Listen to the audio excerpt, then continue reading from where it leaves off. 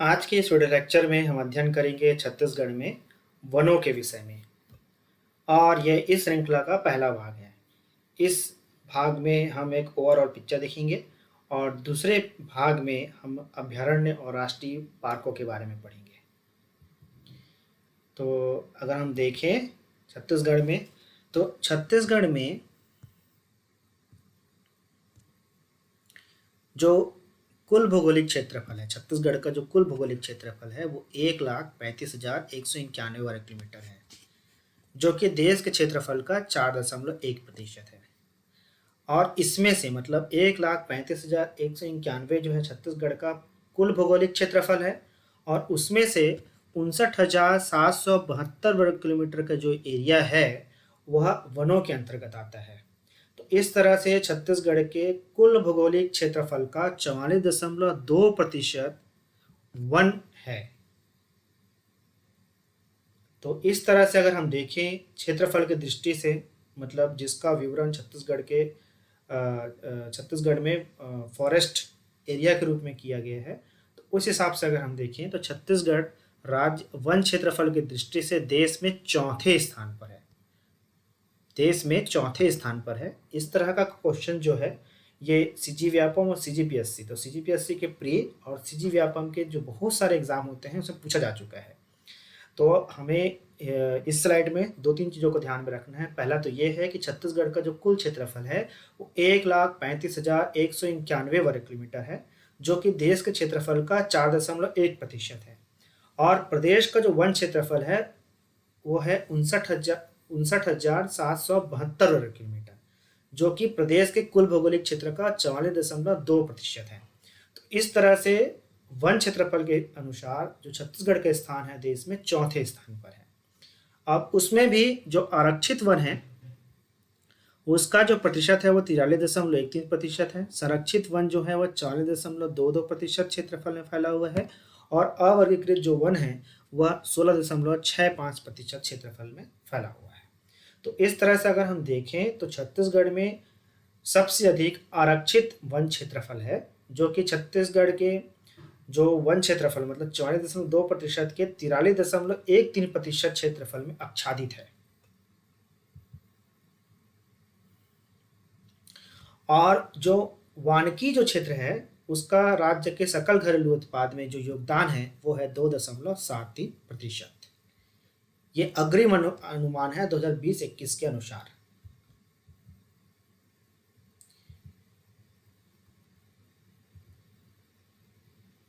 छत्तीसगढ़ के वनों को हम 2 भागों में बांट सकते हैं। एक उष्णकटिबंधीय आर्द्र पर्णपाती वन जो कि छत्तीसगढ़ के 47.89% क्षेत्रफल में आच्छादित है, और उष्णकटिबंधीय शुष्क पर्णपाती वन जो छत्तीसगढ़ के 51.65% क्षेत्रफल में आच्छादित है।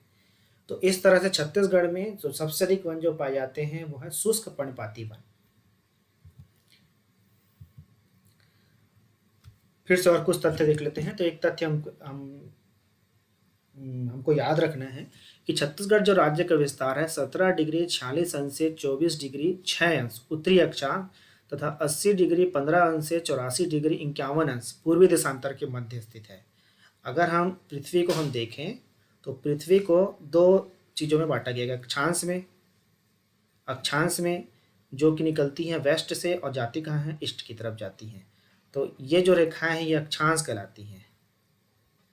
और अगर हम वर्टिकली हम रेखाओं को बांटे तो ये जो रेखाएं जो कहलाती है देशांतर कहलाती हैं। अब ये जो है अगर हम पृथ्वी को जो 2 भागों में जो बांटती है जो रेखा, उसे हम भूमध्य रेखा कहते हैं, और इसे हम मानते हैं 0 डिग्री पे। तो 0 डिग्री के जो उत्तर की तरफ हिस्सा है वो उत्तरी अक्षांश कहलाता है, और जो दक्षिण का हिस्सा है वो दक्षिणी अक्षांश कहलाता है। तो छत्तीसगढ़ की जो अवस्थिति है वो भूमध्य रेखा के ऊपर की तरफ है, मतलब उत्तर की तरफ है।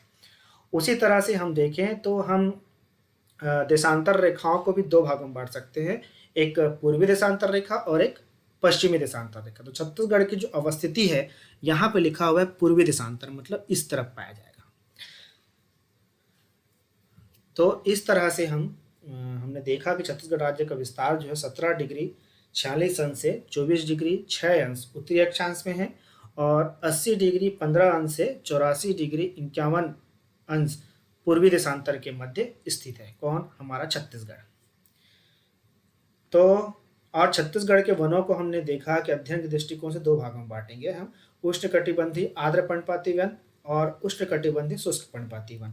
तो हमने पहले ही इसका डेटा देखा था कि जो उष्णकटिबंधीय आर्द्र पर्णपाती वन है वो 47.89% क्षेत्रफल में है और उष्णकटिबंधीय शुष्क पर्णपाती वन जो है 51.65% क्षेत्रफल में है। इसके अलावा और यहाँ के जो दो प्रमुख वृक्ष प्रजातियां हैं वो है साल और सागौन। उसी तरह से अगर हम देखें तो जियो भौगोलिक दृष्टिकोण से छत्तीसगढ़ राज्य जो है डेक्कन जियो क्षेत्र में शामिल है। यह परीक्षा के दृष्टिकोण से अत्यंत महत्वपूर्ण है। जियो भौगोलिक दृष्टिकोण से छत्तीसगढ़ राज्य डेक्कन जियो क्षेत्र में शामिल है और यहाँ का जो राजकीय पशु है वन भैंसा और जो राजकीय पक्षी है वो है पहाड़ी मैना। बुबेलिस वन भैंसा का साइंटिफिक नेम है और पहाड़ी मैना का जो साइंटिफिक नेम है वो है ग्रेकुला इंडिका।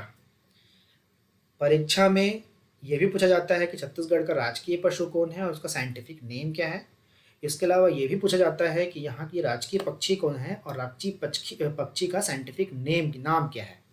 तो इसलिए हमें इस तथ्य को भी ध्यान से देखना है और याद रखना है। साल वृक्ष जो है हमारा राज्य वृक्ष है। साल वृक्ष जो है हमारा राज्य वृक्ष है। यहाँ से हमको तीन चीजें पता चला। पहला तो ये जो वन भैंसा है ये राजकीय पशु है और जो पहाड़ी मैना है ये जो है हमारी राजकीय पक्षी है और जो साल वृक्ष है यह जो है हमारा राज्य वृक्ष है। छत्तीसगढ़ राज्य वन विकास निगम का गठन मई 2001 में किया गया है। इसके अंतर्गत 9 परियोजना मंडल है और जिसमें औद्योगिक परियोजना मंडल आपके कौन कौन से हैं? कोरबा, रायगढ़ और जगदलपुर। ये जो तथ्य है परीक्षा के दृष्टिकोण से अत्यंत महत्वपूर्ण है।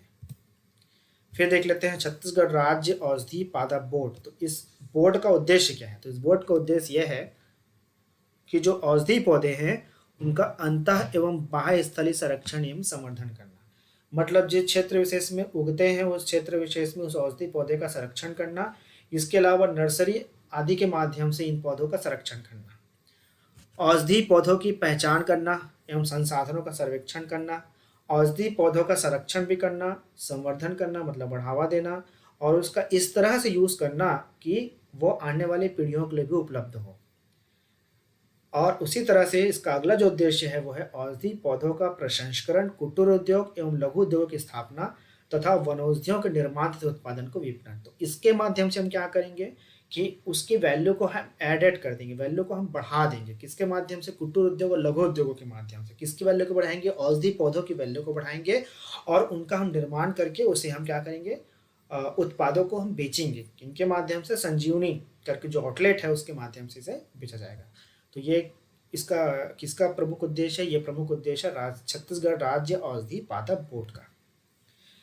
फिर से हम देख लेते हैं प्रदेश के वनों का वर्गीकरण। हमने पहले ही पढ़ा था आरक्षित वन जो कि छत्तीसगढ़ के कुल क्षेत्रफल के 25,782.17 वर्ग किलोमीटर क्षेत्र में है, जो कि प्रदेश के कुल वनों का 43.13% है। तो आरक्षित वन से क्या समझे? आरक्षित वन से हम समझते हैं कि इन वनों का प्रबंधन सुव्यवस्थित ढंग से किया जाता है। इनकी सुरक्षा और विकास की कुछ निश्चित योजनाएं होती हैं और पर्यावरण, जैव विविधता, वन संपदा, वन्य जीव आदि की सुरक्षा एवं संरक्षण की दृष्टि से इन्हें आरक्षित रखा गया है और इन क्षेत्रों में प्रवेश वर्जित है। तो हमारे जितने भी राष्ट्रीय उद्यान होंगे और अभ्यारण्य होंगे वो आरक्षित वन के अंतर्गत आएंगे।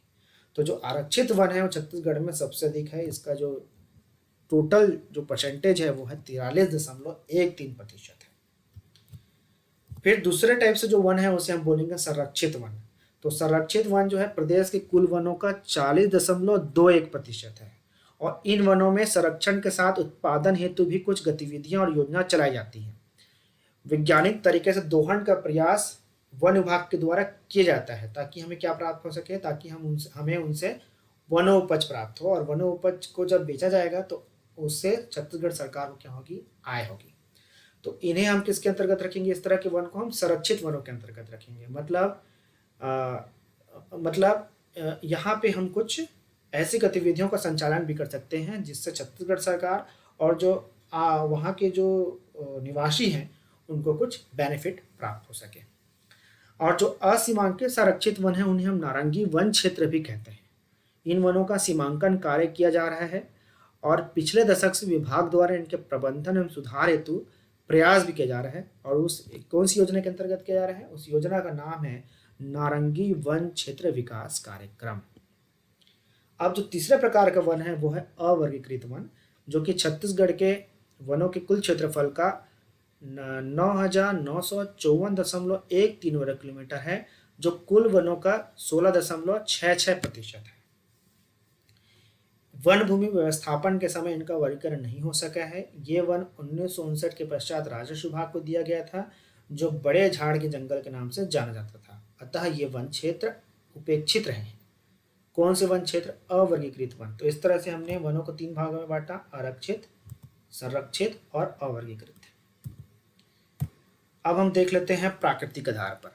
तो हमने देखा कि यहाँ पे मुख्यतः 2 प्रकार के वन पाए जाते हैं। एक तो है उष्णकटिबंधीय आर्द्र पर्णपाती और एक शुष्क पर्णपाती। अब यहाँ पे जो औसत वार्षिक वर्षा है करीब कितनी होती है? 122 सेंटीमीटर होती है औसत वार्षिक वर्षा जो है। तो इस आधार पर हमने क्या किया, वनों को हमने 3 भागों में फिर से बांटा। कौन कौन से वनों को बांटा? पहले तो हमने बांटा साल वनों के आधार पर। तो जो साल वन ऐसे जगहों पे पाए जाते हैं जहां पर जो वर्षा है 125 सेंटीमीटर से अधिक होती है।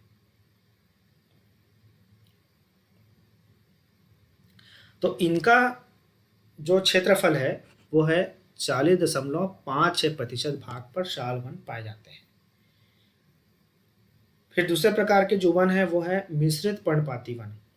तो इनके अंतर्गत क्या पाए जाएंगे? इनके अंतर्गत ऐसे वनों को रखा जाएगा जिसमें विभिन्न प्रकार की प्रजातियां पाई जाती है, जैसे साजा, धावड़ा, लेड़िया, बीजा, खमहार, तेंदू, महुआ, बांस, बबूल, सलई, हर्रा, तिनसा। ये जो सारी चीजें हम मिलेंगी उन वन प्रदेश को हम किसे बांटेंगे? हम मिश्रित पर्णपाती वन में बांटेंगे। और यह है 43.52% और ये छत्तीसगढ़ के सबसे अधिक क्षेत्रफल में विस्तृत वन है। अब जो तीसरे प्रकार का वन है वो है सागौन वन। तो सागौन वन छत्तीसगढ़ के 9.43% क्षेत्रफल में पाया जाता है। और कौन कौन से जिले में पाए जाएंगे? राजनांदगांव, कवर्धा, नारायणपुर, दक्षिण बस्तर, सुकमा, बीजापुर, कोंडागांव, इन सब जगहों पे जो है वन पाए जाएंगे। उन वन को क्या हम बोलेंगे? हम उस वन को हम बोलेंगे सागौन वन।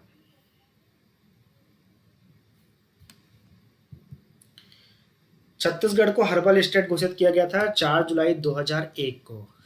ये प्रश्न कई बार सीजीपीएससी प्रिय और सीजी व्यापम में पूछा जा चुका है कि छत्तीसगढ़ को हर्बल स्टेट कब घोषित किया गया था। तो हमारा आंसर होगा 4 जुलाई 2001 को। तो इस तरह से आज के वीडियो लेक्चर में इतना ही।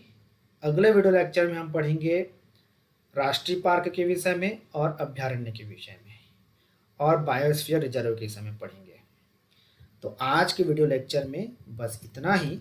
अगले वीडियो लेक्चर में हम एक नए टॉपिक पर चर्चा करेंगे।